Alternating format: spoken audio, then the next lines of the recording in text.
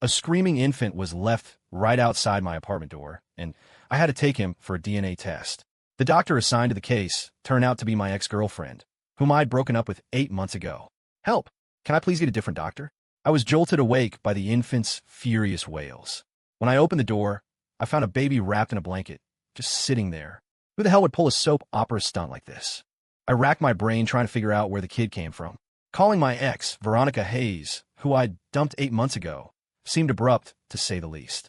After careful consideration, I decided the only sensible thing was to take the baby for a paternity test. But if I had known that the testing physician would be Veronica, I would have sent my sister in my place. Veronica looked at me with an unreadable expression. Ethan Hunt, I genuinely wish I could draw multiple vials of your blood right now. She said it with a chilling smile that didn't reach her eyes. Don't, that's illegal. Veronica scoffed, her voice cool and crisp. If I remember correctly, we only broke up 8 months ago. Judging by her reaction, the baby probably wasn't hers. If it wasn't hers, it certainly wasn't mine. Yeah, but let her misunderstand for now.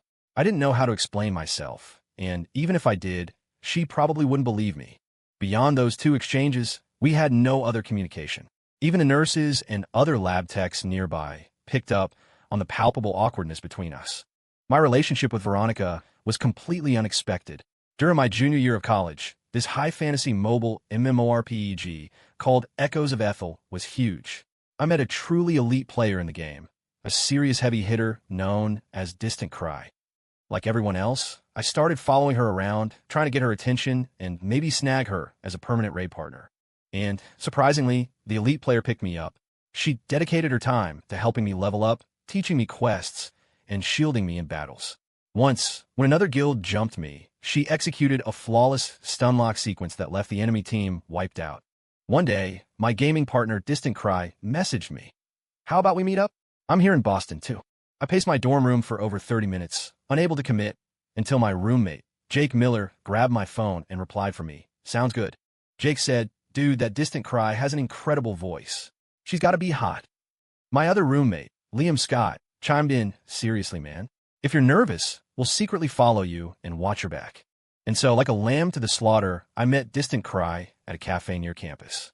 When the 3 of us saw Veronica Hayes sitting by the window, sipping coffee and gazing out at the city, we all froze. Veronica Hayes, Harvard Medical School graduate student in clinical pathology, the Ivy League ice princess, the entire campus's undisputed, unreachable beauty. Rumor had it she hadn't dated anyone throughout her undergraduate and graduate years. The Veronica Hayes was my game partner? Was this real life? Liam shoved me forward, giving me a thumbs-up sign, and I stumbled right in front of Veronica. Veronica, are you Distant Cry? Yes, and you're in-game. That's me. The legendary ice princess, who was supposedly unapproachable, was sitting across from me, casually drinking coffee and chatting about games and academics. I was stiff as a board, nervous as a grade school kid, barely daring to breathe. We hit off. Just before we were about to leave, Veronica called my name seriously. Ethan Hunt. I looked up, meeting her gaze. I think our connection can go beyond the game. I was stunned into silence. As we walked out of the cafe, Veronica took my hand. I saw her ears were faintly pink, while my own face felt like it was on fire. We passed Liam and Jake, both sporting expressions of utter disbelief, watching us until we were out of sight. Just like that, Ethan Hunt from the General Health Sciences track became a legend at the local colleges. Everyone speculated wildly about how I managed to capture the heart of Veronica Hayes. I admit, no guy could resist a woman like Veronica, including me. I had previously snuck past the clinical pathology labs multiple times just to catch a glimpse of the Ice Princess. Our guild planned an in-person meetup right as my senior year started, and Veronica was busy preparing her thesis defense. Ronnie, please, let's go together. I whined, holding and shaking her arm playfully. I knew she always melted for that. Veronica couldn't resist, pinching my cheek before finally compromising. When the guild members found out that our in-game partnership had become a real-life relationship, congratulations poured in, wishing us forever and lots of babies. Inevitably, she drank too much that night. It was past midnight, and she drunkenly dragged me to a hotel room nearby. People do crazy things when they're drunk. The next morning, I pointed accusingly at my collarbone and chest, perfectly symmetrical bite marks. She had done that. I'll let you bite me back, okay? Veronica muffled into the pillow, pulling the sheet over her face. Once something like that happens, it happens again and again. Of course, we were always careful about protection. Later, Veronica suggested I move into her apartment. I happily packed my bags and started our shameless cohabitation. That lasted until one day, shortly before graduation, Veronica's faculty advisor took her out of state for a study exchange program. I was home alone, struggling with my final design project, when a middle-aged woman named Diana Vance suddenly rang the doorbell. "I'm Veronica, Hayes' mother, Ms." Vance didn't mince words, immediately laying out the Hayes family's background. The Hayes family had been in the medical industry for over 3 decades, owning high-end private hospitals across the country. I expected her to use our social disparity to convince me to leave, but instead, she handed me a sealed envelope. "You are Robert Hunt's son, correct?" "Yes, I am." Robert Hunt being my old man. Diana Vance smiled lightly. "Well, you can look over this information. I'll be going now, Ms." Vance set down her water glass, stood up elegantly, and left. I opened the envelope, confused. What connection did my father have to the Hayes family? But after reading the contents, I felt like I had been plunged into an ice bath. As far as I could remember, about 20 years ago, my parents were always busy. We lived in a spacious house with a beautiful garden and a swing set. We had endless snacks, toy cars, and game consoles. Then one day, my parents told my sister and me that we were moving. We ended up in a 2-bedroom apartment outside the city, and my parents stopped leaving early and coming home late. Instead, they opened a small neighborhood clinic. It wasn't until I was older that I understood. Our family had fallen. My dad's business failed, and everything in that envelope pointed to one man as the cause. Daniel Hayes, Veronica's father. I couldn't imagine bringing Veronica home. If my parents knew that Veronica was the daughter of the man responsible for their downfall, how would they react? Although I disliked the cutthroat world of corporate business, I knew that the Hayes family, to my parents, was the enemy. I must have been sitting on the couch for too long, as I felt dizzy when I stood up abruptly. Veronica wasn't home, and her return date was uncertain. I packed my belongings, called a moving company to ship everything back home, and followed suit, settling in as a graduating slacker while nursing my broken heart. I sent Veronica a text message. "Veronica, we need to break up. Don't come looking for me, and don't ask my roommates about me. I just don't want to continue this. Just assume I'm a jerk. Goodbye, and I wish you well." Before she could reply, I blocked her number and her social media. I also messaged my dorm group chat, telling them I had broken up with Veronica. My thesis defense passed smoothly, but I hadn't eaten or slept well for 2 weeks and had lost weight. My mom, Carol, thought I was just anxious about graduation and kept encouraging me, cooking endless comfort foods. But I knew the truth. I was miserable because of the breakup. A few months later, that baby showed up on my doorstep. Why did a plot twist this dramatic have to happen to me? After the DNA test, I confessed everything to my parents that very evening. Before I did, I made sure to call my sister, Sarah Hunt, and her family over. The moment they walked in, my 3-year-old niece gleefully announced, "Hey, there's a little brother." I froze. Sarah froze. My parents froze, because the baby was currently sleeping soundly in my room. "Ethan, did Nina just say there's a little brother?" Sarah's instincts were sharp. She was the first to react, asking what was going on. The 6 of us stood there, staring at the sleeping infant on my bed, eyes wide. No one spoke until my father, Robert, broke the silence, his lips trembling. Is it your child?" "I don't know. I just took a DNA test." My father was so angry, he started pinching the spot between his nose and upper lip, a classic stress reaction. Although the results weren't back yet, based on humanitarian grounds, the baby stayed. To help the family business thrive again, I stayed at the family clinic just like my sister, focusing on growing the practice. After nearly 20 years of development, we had already moved from the suburbs into an upscale, inner Boston neighborhood. The clinic had grown from a 40-square-meter office to a 2-story facility with 7 or 8 resident doctors. A small private hospital, really. Since our entire family was in the medical field, the little baby was being well taken care of. He was certainly well fed. One day, I woke up from my nap and noticed my sister watching me with a strange look. I felt creeped out. "What's wrong? You kept shouting Veronica, Hayes, in your sleep. What, is she the baby's mother?" Sarah asked, holding the baby, a huge question mark visible above her head. I didn't know how to answer. She added, "Why don't you give him a nickname? We don't know what to call him." "Call him Leo," I said offhandedly. "Got it. And now that you named him, get over here and help. He's your kid." Before I could explain myself, she put the baby down and walked out. I carried the baby into the hospital lobby and saw Veronica sitting on a bench. I admit I was shocked to see her. I instinctively tried to leave, but she called my name. Ethan Hunt. Who exactly is the mother of that child? I don't know. Veronica lowered her eyes, asking softly whose baby it was. I didn't want to get tangled up with her again. Digging up old wounds and new grudges wouldn't end well for either of us. So, I replied flatly, I think that's a question I should be asking you. Veronica didn't say anything, just looked at the baby a few times, frowned, glared at me for a moment, and then left. The baby was still very new, barely able to open his eyes. It was impossible to tell who he resembled. For the next few days, Veronica would occasionally show up at our clinic, look at me, and then turn around and walk away. Nicole Reed showed up one day to bring me lunch and bumped right into Veronica. Nicole, why are you here again? Dr. Hunt told me you've been taking care of a baby lately, so I thought I'd check on you. Seeing Nicole surprised me. She was a young doctor at the clinic next door, 2 years younger than me. I knew Nicole was interested in me, but my heart was closed off, and I had clearly rejected her several times. Nicole was standing in the hospital holding an insulated food container. Behind her, Veronica stood silently, staring intently at the lunchbox. When Veronica and I were together, I used to make her lunchboxes every week. I told her I enjoyed cooking for the person I loved. Over the next 2 or 3 days, Nicole came to the clinic daily, and coincidentally or not, she ran into Veronica every time. Veronica's frown deepened. One day, I got a call from a doula service agency. The sweet-voiced representative told me a postpartum doula could start tomorrow. I was thoroughly confused. I hadn't requested a doula. Mr. Hunt, this was reserved by a Ms. Hayes. Veronica Hayes. I hesitated, holding the phone. I took her number out of my blocked list. I knew it by heart, and dialed. Veronica's cool voice answered. Eber. Eber was my pet name. Besides my family and Veronica, no one called me that. Hearing her say, it made my heart flutter. When we were dating, she always loved hugging me and calling me Eber incessantly. I'm coming to see you. Don't you? Before I could finish, she hung up. The next day, the doula arrived at the clinic as scheduled. My family was all there, and I didn't want them to catch on to anything. Veronica arrived too.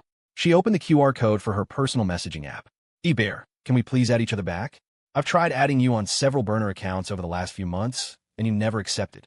After I unilaterally broke up with her, I had blocked all her contact methods and even changed my primary phone number. When Veronica offered to connect, I didn't hesitate. The first thing I did after adding her was send her the money for the doula service. My parents and hers could figure out their feud.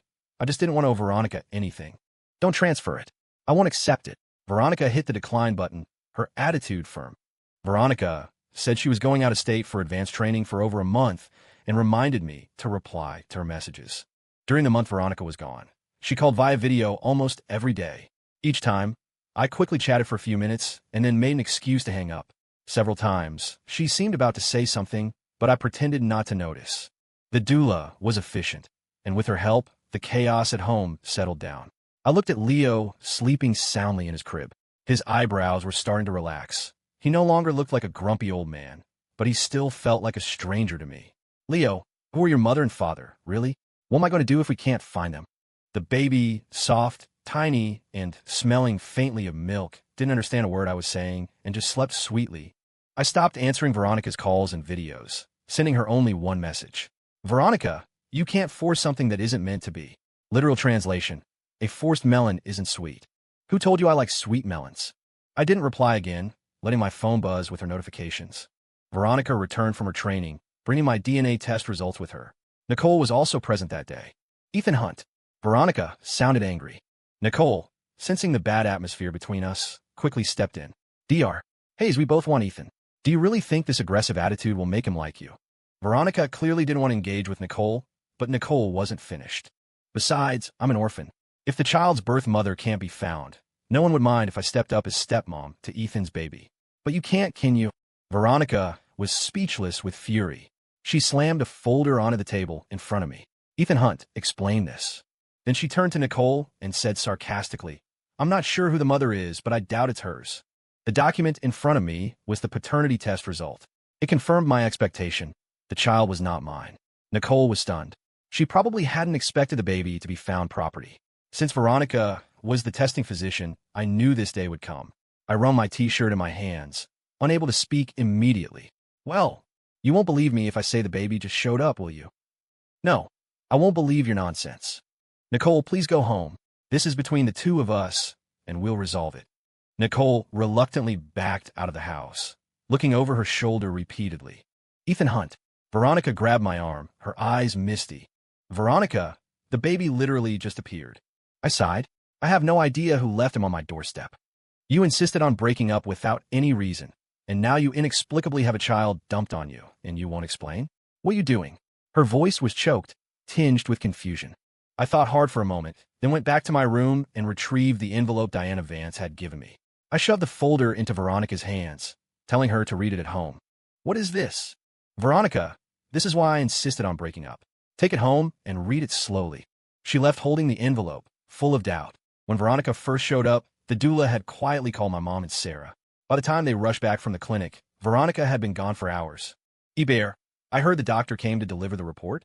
My mom held my hand, looking worried. Well, is the baby yours? I shook my head. At dinner, I listlessly poked at my rice, having lost my appetite. Mom, Dad, if I were dating the daughter of your enemy, would you object? They were clearly startled by the question. My mom tapped my head with a chopstick. You've read too many books, kid. Besides the kind of hatred that lasts generations, what grudge can't be resolved? And anyway, your father and I don't have any enemies. Now, it was my turn to be shocked. Then why did our family go broke before? My dad put down his chopsticks and wiped his mouth. It wasn't exactly broke. We were young and hot-headed, and I couldn't stand seeing brothers turn against each other. Was it the haze? Stop talking while you're eating. My mom shoved a slice of cucumber into my mouth. The documents Diana Vance gave me certainly didn't tell this story. I felt like my father wasn't being truthful, but I had no answers, so I could only rely on Veronica. But we hadn't spoken in days. Not only was Veronica radio silent, but Nicole had also vanished. My sister said she'd taken several days off. I didn't get Veronica, but I did get an uninvited guest. That evening, as our whole family was gathered in the living room trying to soothe the baby, a handsome young man suddenly showed up at the door. My male intuition screamed that this guy meant trouble. Even though he was good-looking, he radiated a kind of sinister ruthlessness. Hello, I am Marcus Vance, Veronica Hayes' fiancé. That short sentence felt like a bolt of lightning. No wonder she hadn't contacted me. She was with her fiancé. Wasn't Veronica Hayes the doctor who did Ethan's test? I remember that name on the report. My mom and dad were confused. Marcus scoffed, then turned to me. Aunt and uncle, maybe you don't know that your son is seducing a married woman and is using a bastard child as a pawn. He looked down at Leo in my arms with utter disdain. Hearing Marcus's words, my parents' faces instantly changed. Although I knew they wouldn't believe Marcus, the fact was I had an unrelated child appear out of nowhere. Bear, what is this all about?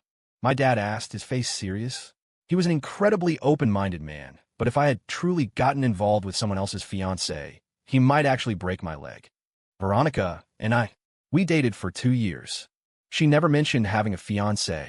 My chest tightened, and I instinctively clenched my fist. My mind went blank, focusing only on the word fiancé. I couldn't articulate how we met or how we fell in love. I unconsciously tightened my grip on Leo. Leo burst into tears from being squeezed and was immediately taken by my mom. Sarah, seeing I couldn't put a coherent sentence together, pulled out my phone. How about we call DR? Hayes and confirm. I nodded frantically from the couch. Marcus tried to grab the phone, but Sarah was quick. She answered the call before he could reach it. Bear. Veronica, this is Ethan Hunt's sister. Your fiancé is here. Sarah's tone was far from friendly. My fiancé? I don't have a fiancé. I just got off a flight an hour ago. I'll be at your house soon. Hearing that, Marcus's face immediately fell. His lie had been exposed. He turned to leave, but Sarah wasn't easily dismissed. Along with my sister's husband, David, she firmly pinned Marcus to the sofa, preventing him from moving. Veronica arrived, accompanied by her father, Nicole, and 2 police officers. The moment Veronica entered, she stood right beside me. What happened? Perhaps sensing my distress, Veronica lightly patted my back and whispered in my ear. Hayes, what in the world is going on? Veronica's father, Daniel, clearly knew my dad, Robert, but we were all confused by the entire entourage showing up at our house. Daniel Hayes glanced toward Veronica. It's my daughter. She couldn't handle such a simple matter, so the old man had to come in person. My ears were ringing, and I could barely hear what they were saying. It was Marcus, pinned down by David, whose voice was trembling. Dad! When he saw Nicole behind Veronica, he began shaking uncontrollably. And Nicole? Daniel Hayes' tone changed abruptly. Don't call me Dad. Then he spoke warmly to the 2 police officers. Officers, you can take him now. Marcus dropped to his knees with a loud thud, weeping hysterically. Dad, I'm Marcus Vance. Daniel Hayes looked at him coldly. Huh, Marcus Vance, son of Richard Vance. How fitting. Marcus was taken away, handcuffed in silver bracelets. Nicole had reported him for stealing commercial secrets from the Hayes family. Ethan, I looked up from Veronica's embrace. Nicole was calling me. You and Veronica should talk. You guys are good together. Nicole's voice was so sincere, I thought she'd been possessed. How could these two, who were at odds just days ago, suddenly be supporting each other? You know I'm an orphan. The Hayes family has a genetic database. A few days ago, they helped me find my birth parents. Nicole's eyes welled up as she spoke. The fact that Nicole was an orphan was known to our whole family. After being kidnapped as a child, she ended up in a foster home and never found her parents. It was a staggering coincidence that the Hayes family found them. The days Veronica and Nicole were missing had been spent with Veronica helping Nicole track down her biological parents. Not only that, they had been working together with the entire Hayes organization to collect evidence of Diana and Marcus's corporate espionage. And Marcus Vance and I were in the same foster home. What? My eyes widened. I listened as Nicole and Veronica explained the entire background, with my dad and Daniel Hayes occasionally filling in details. Are you saying the information in the folder Diana Vance gave me was fabricated? Not entirely, but most of it was manufactured by Diana and Marcus. The timeline stretched back 25 years. Veronica's father, Daniel, my father, Robert, and Marcus's father, Richard Vance, were all medical school contemporaries and close friends. Richard Vance had made a major mistake while treating a patient. My dad and Daniel Hayes had done everything they could to help their younger friend, but all three were ultimately fired from the hospital. The three decided to start their own path, focusing on the burgeoning private healthcare market, which was wide open at the time. Since the Hayes and Vance families had significant capital, they developed quickly. Within 2 years, Richard Vance grew greedy and started making shady moves against the Hayes family behind the scenes. My father, Robert, true to his nature, helped Daniel Hayes establish a solid foothold in the Boston medical market, even if it meant risking everything. And they succeeded. Richard Vance, rushing to expand his scale, took out massive loans from loan sharks. Combined with a lack of specialized medical talent and resources at the time, his hospital ran into serious operational issues. Unable to pay back the high-interest loans and bank debt, Richard Vance was forced to lay off all his staff, sell his fixed assets, and ultimately jump from the 10th floor of his office building. Hearing this, I understood. Diana Vance rewrote the competition between the Hayes and Vance families into a rivalry between the Hayes and Hunt families, making me believe that your father drove my dad out of business. Veronica patted my hand. Exactly. What about Marcus Vance? Marcus was born 1 month after Richard Vance's death. Diana abandoned him at the orphanage gates right after birth. When he was 4, Diana took him back from the orphanage and brought him into the Hayes home. By the time Marcus arrived at the orphanage, Nicole was already 5. Once Marcus could walk, he followed Nicole everywhere, saying he would marry her when he grew up. I only ran into Marcus again after college graduation, Nicole explained, and he still wanted to marry you. I teased. Haha, he actually did. He said once he got the Hayes family assets, he'd marry me. Get the Hayes family assets. So, you're saying Diana and Marcus were planning to take down the Hayes family? Veronica turned my face toward her, her eyes full of love. Not just take down my family, but also break us up. It turned out Diana Vance's original name was Yao Nan. After Richard Vance's death, she changed her name and applied to be a nanny for the Hayes family. Veronica's mother had died young, and Diana had worked for Daniel Hayes for years. They developed feelings, and she naturally became Veronica's stepmother, bringing Marcus with her. Diana had always believed Richard Vance killed himself because he couldn't withstand the pressure from the Hayes family. Her goal in infiltrating the Hayes family had always been to make them pay. She even arranged for Marcus to be engaged to Veronica to better control the Hayes empire. For years, the Hayes family suffered frequent commercial secret leaks, but couldn't pinpoint the source. They never suspected that everything was orchestrated by Diana and Marcus. Nicole, how did you find all this out? After I reconnected with Marcus, he often came to me when he was drunk. Once, he showed me a bunch of documents, boasting that his forgeries were perfect and that the Hayes family was doomed. Not only that, Marcus's frequent drunken visits meant Nicole had gathered extensive evidence of his corporate theft. Could anything be more coincidental? The documents Marcus showed Nicole were the very same ones Diana Vance had given me. I had given them to Veronica. Nicole came to thank Veronica for finding her parents, and then saw the documents on Veronica's table. Honestly, I hesitated for a while, But if I didn't speak up about what I knew, I couldn't live with myself. Listening to the full story, I couldn't help but sigh. We were going in circles, all manipulated by Diana and Marcus. Veronica glared at me, reaching out to pinch my cheek. Only you? I was manipulated too. My dad quickly chimed in. She's right. When something like this happens, why don't you just come home and ask us? I sensed a strong disapproval from my father, but he had a point. Ethan Hunt. The living room was empty except for Veronica and me. Just as I was mourning my lost brain cells, Veronica called my name seriously. Mr. Ethan Hunt, don't you think you owe me an official title? I pulled her into a tight hug. She laughed in my arms, her eyes sparkling. Oh, right. Who is the baby, anyway? Veronica shook her head. Marcus and his mother brought him here. When Nicole and I contacted the foster home director, she mentioned that the day Marcus visited, an abandoned infant was left at the door. Marcus claimed he could adopt the child and took him. My heart tightened. So the child is... Do you think we should keep him? Veronica sighed. You've been raising him for so long. You must have feelings for him. Besides, the poor kid. I rushed back to the room, lifted Leo from the crib, and placed him in Veronica's arms. I poked Leo's little cheek. Leo, this is your mom now. The baby gurgled excitedly, covering Veronica's face in drool. Veronica laughed, and so did I. A kiss fell gently onto my lips. We later gave Leo a formal name, Leo Hunt, symbolizing a new beginning, Ing Sin in the original Chinese. The meaning was simple. We hoped that under our care, he would embrace a new and better life. On the day of Leo Hunt's 100-day celebration, all of Veronica's and my relatives and friends were present. I used the opportunity to propose to Veronica. My father, Robert, and Veronica's father, Daniel, both tearfully handed us their family registers. The day we filed for our marriage certificate, Veronica sat at the window of the registry office, looking at the 2 red booklets, and suddenly burst into tears. The staff all turned to look at us. One older woman even leaned over and asked if I was forcing her to marry me. I fumbled, shoving the booklets into my pocket while wiping Veronica's tears. Ronnie, please don't cry. They think I'm forcing you into this. She looked up, her eyes shining with tears, and grabbed my jacket corner, sobbing. Hubert, I thought we would never be together again. My hand, wiping her tears, froze. Guilt flooded me. I hugged her and patted her back, saying, I'm here now.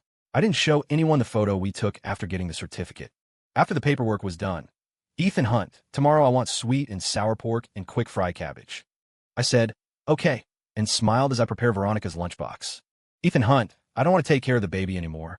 I'm exhausted. I said, okay, and so we hired another professional nanny. That night, she carried Leo into her room. Veronica Hayes, I want to sleep with you. I protested. Veronica paused, then said, okay. Veronica, you hesitated. Don't you love me anymore? Veronica looked at me with a serious expression. Hubert, we need moderation. Then I picked her up and carried her into the bedroom. A moment of spring night is worth 1,000 pieces of gold. Epilogue, Veronica's perspective. Veronica Hayes, why did you fall for me? Ethan suddenly asked me. We were sitting on a plane, flying to Miami. He always seemed to find it unbelievable that I loved him. Ethan Hunt, would you believe me if I said I fell in love with you at first sight 20 years ago? How was that possible? I wasn't lying. That day, my dad promised to take me to an amusement park, but first, he had to deliver some materials to a Mr. Hunt. My dad's car stopped outside a kindergarten. Sitting in the car, I saw a 3- or 4-year-old boy next to Mr. Hunt. His hair was soft and neat, and his big eyes twinkled. He was fair-skinned and adorable, just like a little prince from a storybook. The moment my dad returned to the car, I eagerly asked him, Dad, is that Mr. Hunt's son? That's his son. He also has a daughter about your age. My dad told me Mr. Hunt's son was named Ethan Hunt. Ethan Hunt. I memorized the name, but Boston is huge. After that day, I never saw him again. Until college. One day, I walked out of class and heard an excited voice nearby. Ethan Hunt, that's her. Ethan Hunt? I thought it must be a coincidence, someone with the same name. But when I looked up, I locked eyes with a pair of eyes from my memory. I was certain it was him. I frequently saw him waiting outside my classroom, but every time I came out, he would quickly run away. Then, I casually discovered that Ethan was playing the same mobile game I was. We were in the same server and the same guild. His game ID was basically his real name. So, the game, which was originally just a time killer, became serious business for me. Sure enough, one day, he followed me and asked, Elite Sister, want to team up? I have a quest. I was delighted, and I invited him to meet offline. The little prince from my childhood memory was finally within my reach.